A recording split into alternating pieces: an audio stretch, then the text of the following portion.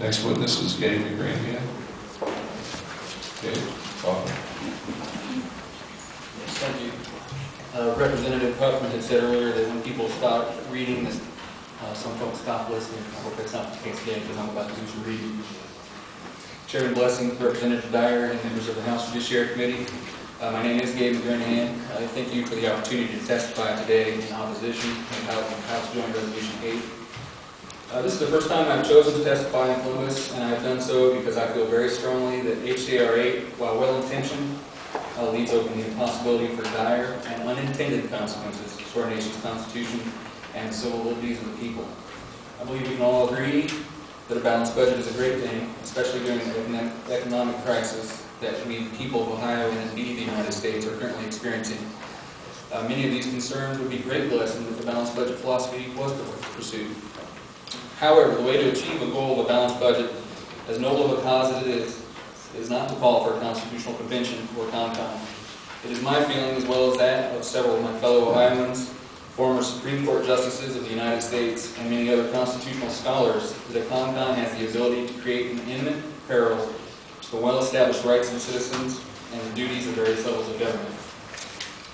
These feelings aren't based on fear, but they are based on wisdom. Article 5 of the Constitution authorizes the states only to apply for a CONCON. But once underway, the convention makes its own rules, and therefore can reject any or all restrictions on activity, and could assert its supreme power by virtue of its direct authority from the Constitution under Article 5. The founders provided for 2 ways to make amendments to the Constitution. Representative Huffman addressed those earlier. Method 1 is 2/3 of both houses of Congress can propose an amendment, and then 3/4 of the states can ratify it, or not if they choose. Under Method 2, the Constitutional Convention, 2/3 of the states call for a federal constitutional convention, and then 3/4 of the states ratify whether amendments are proposed by the convention. Notice that ratification by the states does not specify the state legislators. If the CONCON says that the states don't have to ratify, then so be it. By the very power vested in them by that constitutional convention, they take that away. The only historical precedent we have for CONCON was in 1787, when the founders had convinced the people that convention was needed to make some changes. The delegates to the Philadelphia Convention were under strict instructions from the respective states that they were only to make changes to the Articles of Confederation. As we now know, they did more than that. In fact, they threw out the Articles of Confederation and drafted the Constitution we have now. Can the special interests that have so entrenched themselves in the current American political system be trusted to stand by the wishes of this body of legislature from Ohio? I shudder to think. I would also like to bring to your attention the fact that former United States Supreme Court Chief Justice Warren Burger has on numerous occasions opposed such a convention. I quote, "There is no effective way to limit or muzzle the actions of a constitutional convention.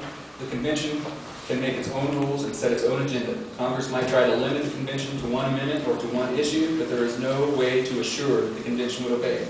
After a convention has convened, it will be too late to stop the convention if we don't like the agenda," unquote. Also worth noting is that several other states have proposed a constitutional convention, but have recently rescinded their request for these reasons.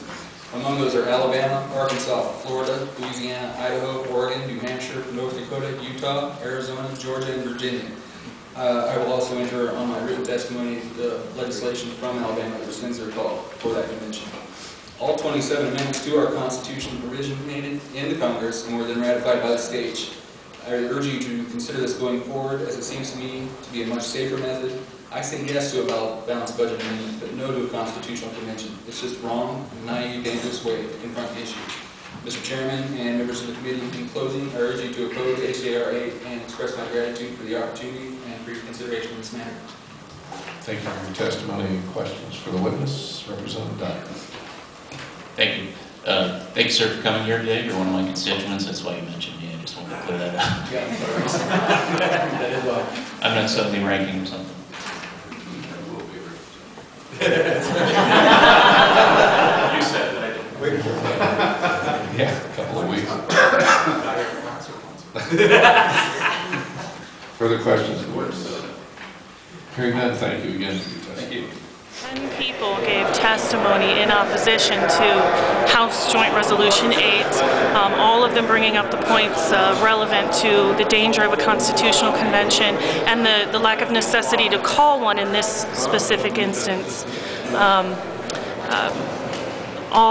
They hit on all the major points that were necessary to be covered, and very good questions from the legislation. It's clear that they're concerned about the ratification issue and what happened with our only precedent, which is the Constitutional Convention of 1787, which indeed was a runaway and completely threw out the Articles of Confederation, and that indeed is the central issue.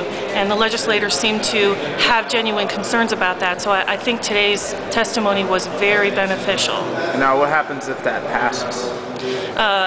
If it passes the House, then the Senate will be, the Senate is currently considering their own joint resolution, and so we will have to go into a Senate committee hearing to do the same thing that we did today to try to convince the Senate to vote it down. The call for a constitutional convention is extremely dangerous. No mechanism for determining who the delegates are going to be, no authority to control the delegates once they're in there as to what they're going to come out with. So it's a very dangerous mechanism. All of us would, support a balanced budget, but we don't believe that this is the proper way of obtaining a balanced budget amendment. If the requisite amount of states, which is 34, actually calls for a constitutional convention, then Congress is forced to call one, and then just like many of the statements that were made in there, there's a lot of uncertainty as to what would happen, who would be able to choose the delegates, simply because Article 5 is so vague. There's no mechanism for determining how those procedures would actually happen. So, in actuality, the states, the only power they have that we know of is to actually call a convention. We don't know that they have the power to control the delegates or to even choose the delegates. So it just opens up a lot of uncertainty for our country if a constitutional convention is actually called.